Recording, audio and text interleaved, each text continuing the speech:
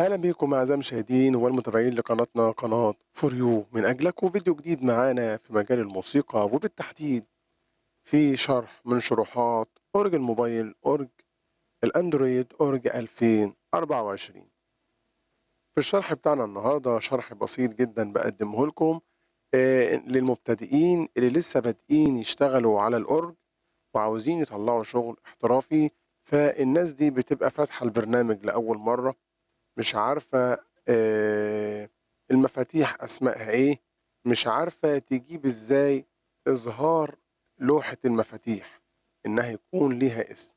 كلنا عارفين إن مفاتيح الموسيقى في الآلات كلها بتبقى السلم الموسيقي. السلم الموسيقي بيكون دو ري مي فا صول لا سي دو.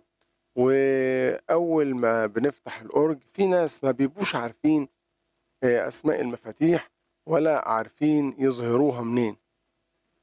طبعًا أورج الموبايل فيه إتاحة إن أنا أظهر أسماء أزرار المفاتيح بالنسبة لغير المحترفين للمبتدئين، وفي إن أنا أخفيها فيبقى المفاتيح قدامي مش مكتوب عليها أي شيء، بما إن أنا متعود على لوحة المفاتيح بتاعة الكيبورد أو الأورج الحقيقي أو أي آلة للعزف. أنا متعود وعارف الأسماء، فمش محتاج إن أنا أكتب الأسماء عليها. فبالتالي أنا أساسًا حافظها، إيدي واخدة عليها وبتنزل على الزراير على طول، مش محتاج إن أنا أظهرها. الناس دي ما بتحتاجش الخاصية دي، لكن في ناس تانية لسه مبتدئين عاوزين يعرفوا أسماء الزراير إيه، المفاتيح، أو عاوزين يحفظوها لسه، عاوزين يظهروها عشان يبقوا كاتبينها. هم مثلًا عندهم أورج حقيقي بيعزفوا عليه وهم جايبين مثلًا زي ورق اللزق اللي هو الخامة بتاعته ورق وكاتبين عليه الأسماء، أو بقلم فلوماستر كاتبين على زراير الأورج عندهم مفاتيح الأورج، كاتبين أسماء مفاتيح السلم الموسيقي. فهُم عاوزين على أورج الموبايل كمان يبقوا كاتبينها، عشان ما يتلخبطوش فيها على ما يبقوا حافظينها already صوابعهم نازلة على المفاتيح من غير ما يتلخبطوا فيها. ففي الأول بس كده بيبقى في شوية لخبطة لحد ما يتعودوا عليها ويعرفوها.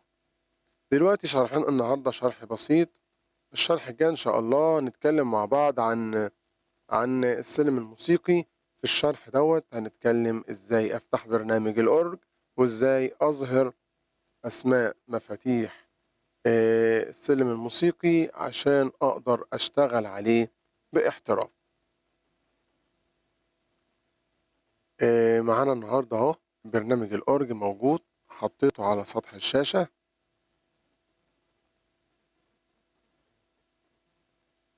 دي مفاتيح الأورج زي ما حضراتكم شايفين. شايفين تمام؟ طبعًا دي نسخة الأورج اللي أنا بانصح أي حد يشتغل بيها، وأنا قُلت لكم ارجعوا لفيديوهاتنا اللي قبل كده اعرفوا إزاي تجيبوها وتشغّلوها، عشان دي هتشتغل معاكم باحتراف، وهتقدروا إن أنتم تنزّلوا أي حاجة عليها، تحمّلوا عليها seat، هتقدروا إن أنتم تحمّلوا عليها أي صوت أنتم عاوزينه، صوت آلة، تقدروا إن أنتم تحمّلوا عليها أي إيقاع، وكمان تعملوا seat خاص بيكم تحمّلوا الأصوات، تحمّلوا الإيقاعات اللي أنتم عاوزينها وترفعوها على السيت ده، وتضبّطوا إعدادات السيت، وكمان تعملوا حفظ للسيت ده على الجهاز بتاعكم، ويبقى ده السيت الخاص بيكم، اللي أنتم شغّالين بيه شغلكم الاحترافي بتاعكم. خشوا على القناة بتاعتي وراجعوا الفيديوهات اللي قبل كده عشان تعرفوا إزاي تضبّطوا برنامج الأورج ده، برنامج الأورج برنامج 2024 أخف برنامج. وزي ما قُلت لكم في فيديوهات قبل كده، البرنامج ده خفيف ليه؟ حلو وسلس على الجهاز ليه؟ عشان زي ما بيقولوا كده إيه، ده خام، ما فيهوش أي تعديلات، ما فيهوش أي إضافات، ما فيهوش أي صيت. زي ما أنتم شايفين الإيقاعات أهي ما فيش، وما فيش كمان أصوات، غير الصوت الأصلي اللي بيبقى نازل مع أي أورج موبايل زي ما أنتم شايفين أهو، ما فيش أي أصوات تانية. وأنت بعد كده بمزاجك بقى جيب سيت خفيف فاضي أو فيه حاجات بسيطة بحيث يبقى خفيف، وأنت بقى جمّع الأصوات معايا اللي أنت عاوزها والإيقاعات اللي أنت عاوزها، بس ما تكتّرش. يعني يُفضّل 10 إيقاعات مثلًا وحوالي 15 صوت، هتلاقي الصيت خفيف معاك والبرنامج خفيف معاك، وهتلاقي نَفْسك شغّال بسلاسة على الأورج، والأورج جميل أوي معاك. خُد بالك لمّا الصيت بيكبر، الأورج بيبقى فيه نسبة تأخير أو تُقل، بتطلّع الصوت متأخّر شوية، دي بتزهّق شوية، تخلّيك ما تعرفش تعزف باحتراف. فكل ما تخفِّف من مساحة الصيت اللي أنت شغّال بيه، الصيت يشتغل معاك كويس ويبقى جميل جدًا ويعجبك في الشغل وتلاقيه سريع طلقة معاك. نيجي بقى لموضوع الشرح بتاعنا النهارده يا جماعة. أنا مش بادِش كلام على الفاضي على فكرة، بس دي معلومات في ناس بتطلبها منّي في التعليقات بتسألني عليها، فأنا باحاول أجمّع الأسئلة اللي الناس عاوزاها وأقولها للناس. زي في أسئلة كتير بتيجي لي، إزاي أعمل seat، إزاي أحمّل seat، إزاي أعمل save للseat على على الجهاز بتاعي، على الموبايل بتاعي، ضبط إعدادات الأورج، بيسألوني على حاجات كتير، أحمّل الأورج ده منين، الإصدار ده اسمه إيه، الحاجات دي كلّها بيسألوني عليها. عاوز أصوات احترافية للأورج، عاوز إيقاعات أصواتها كويسة للأورج، إيقاعات أصوات عالية، عاوزين حاجات كتير زي كده، فأنا باحاول أجمّع أسئلة الناس اللي قالوها في التعليقات عندي وأجاوب عليها في الفيديو، يبقى قدّمنا فيديو شرح وقدّمنا إجابات لأسئلة الناس اللي بتسألنا في التعليقات. لكن هو موضوع الفيديو بتاعنا النهارده إزاي أظهر أسماء مفاتيح الأورج، وإيه هي أسماء مفاتيح الأورج والحاجات دي كلّها. كلّنا عارفين يا جماعة إن الأورج معانا بيبقى فيه مفاتيح بيضا ومفاتيح سمرا.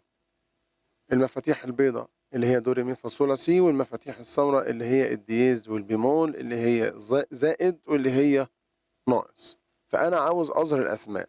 مبدئيًا عشان نكون عارفين المفاتيح السودا ما بيظهرلهاش أسماء، أنا اللي بابقى عارفها من نفسي. يتبقى بس المفاتيح البيضا هي دي اللي الأسماء بتاعتها بتظهر، وهاشرح لكم إزاي أظهر أسمائها. بنضغط على setting، لأ sorry، أنا قُلتها غلط، ده هو جاب seat ما جابش setting. بنضغط على setting اللي فوق دي عشان تظهر لي قايمة الإعدادات. بنضغط على لوحة المفاتيح هنا، تاني اختيار. بنيجي بعد لوحة المفاتيح بنضغط على عرض توضيحي للمفاتيح زي ما أنتم شايفين. هو الاختيار الكام؟ أدي 1، 2، 3، 4. بنضغط عليه، بنلاقي قدامنا off، بنلاقي سي ودي وإي، بنلاقي دو، ري، مي. نجربهم مع بعض نشوف دي تدينا إيه ودي تدينا إيه. سي ودي وإي، نعمل رجوع زي ما أنتم شايفين سي دي إي إف. ألواح المفاتيح ليها كذا طريقة للعزف. أول طريقة زي ما أنتم شايفين طريقة الحروف الإنجليزية سي ودي وإي وإف. نيجي بقى للطريقة التانية، لوحة المفاتيح تاني، عرض توضيحي، عندنا دو، ري، مي. نتلك رجوع، دو، ري، مي، فا، صول، لا، سي مكتوبة قدامنا باللغة الإنجليزية. باقي الطريقة التالتة مش موجودة في أورج الموبايل هنا، بس في ناس فعلًا بيستخدموها، حتى لو هيكتبوها بإيديهم. بيستخدموها أرقام 1، 2، 3، 4، 5، بيكتبوها وبيشتغلوا بيها أرقام، وهاشرح لكم طريقة للعزف عليها بعد كده على مقطوعة بسيطة كده هنشرحها مع بعض. الناس دي بتشتغل إزاي أرقام، يبقى عندنا ناس بتشتغل حروف بالنسبة لأسماء المفاتيح، ومعانا اللي بيشتغل أرقام، ومعانا اللي بيشتغل دو، ري، مي، فا، صول، لا، سي. زي ما أنتم شايفين كده الشرح بتاعنا خلص. إزاي أقدر أظهر أسماء المفاتيح للأورج، وهنشرح مع بعض في الفيديو الجاي إن شاء الله تفصيلي أسماء مفاتيح السلم الموسيقي، أسمائها نفسها بقى. ده شرح موسيقى بقى، ده شرح إعدادات أورج. الشرح الجاي إن شاء الله هيكون شرح المفاتيح نفسها. كده الفيديو بتاعنا خلص، يا رب تكونوا استفدتوا منه. ما تنسوش اضغطوا لنا على اشتراك، فعلوا جرس الإشعارات، اكتبوا لنا تعليق، اعملوا لنا لايك على الفيديو، وما تنسوش مشاركة لكل أصدقائكم علشان يستفيدوا من الفيديو.